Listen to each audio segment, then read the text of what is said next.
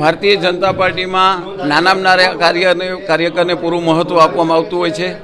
કોઈ પણ કાર્યકર એમ ઈચ્છે કે ભાઈ મારે પ્રમુખ પદ માટેની દાવેદારી કરવી છે તો આજે પાર્ટીના દ્વાર ખુલ્લા છે અને કોઈ પણ કાર્યકર્તા છે એ દાવેદારી કરતો હોય છે અને એના ભાગરૂપે મેં પણ આજ દાવેદારી કરી છે. પાર્ટી જે કાંઈ નક્કી કરતી હોય એ એના ક્રાઇટેરિયામાં જે કાંઈ આવતું હોય એ રીતે એને જવાબદારી સોંપાતી હોય છે. હું તો એમ માનું છું કે આ એક પ્રમુખ પદ કરતાં એક મોટી જવાબદારી છે. પાર્ટી જે કાંઈ નક્કી કરતી હોય એ વ્યક્તિને જવાબદારી સોંપાતી હોય છે અને બાકી કાર્યકર્તા તરીકે તો દરેક કાર્યકર કાયમ રહેતો હોય છે અને નિષ્ઠાપૂર્વક કામ કરતો હોય છે. બસ પાર્ટીના તમામ કાર્યકર્તાને ફોર્મ ભરવા માટેની છૂટ હોય છે.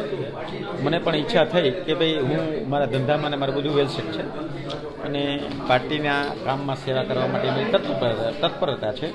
પાર્ટી મને તક આપશે તો હું આ તક ઝડપી અને પાર્ટીનું કામ કાયમ માટે કરીશ.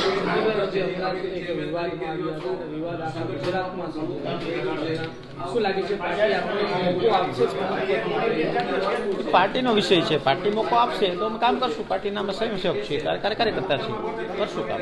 પાર્ટીની ગાઈડલાઈન મુજબ આજે ફોર્મ ભરાવા જઈ રહ્યા છે અને અલગ અલગ ઉમેદવારો અહીંયા આજે પોતાની દાવેદારી નોંધાવશે. આપણે પણ ફોર્મ ભરીશું કે ના, હું ફોર્મ નથી ભરવાનો. હું અત્યારે મહામંત્રીની જવાબદારીમાં છું અને કોઈ પ્રમુખ પદની રેસમાં નથી. પાર્ટી તમને આદેશ કરે કે ભાઈ તમે પ્રમુખ બનો તો શું કહેશો? ના, એવું કોઈ જોગવાઈ નથી. અહીંયા બધાને ઓપન જ છે. જેને પણ ઈચ્છા હોય તે દાવેદારી કરી શકે છે.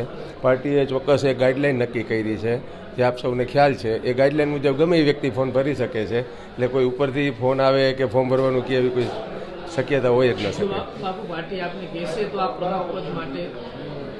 પણ પાર્ટીએ બધાને કીધેલું જ છે જેને પણ ઈચ્છા હોય એ ફોર્મ ભરી શકે છે. ભારતીય જનતા પાર્ટીના જે હોદ્દેદારો હોય છે અનએક્સપેક્ટેડ હોય છે, એટલે તમારું નામ પણ ચર્ચા શું કહેવાનું? ના, પણ એ આ પ્રક્રિયા જ અનએક્સપેક્ટેડ ન થાય અને બધાની સાથે બેસીને થઈ શકે એના માટે જ આ પ્રક્રિયા કરેલી છે.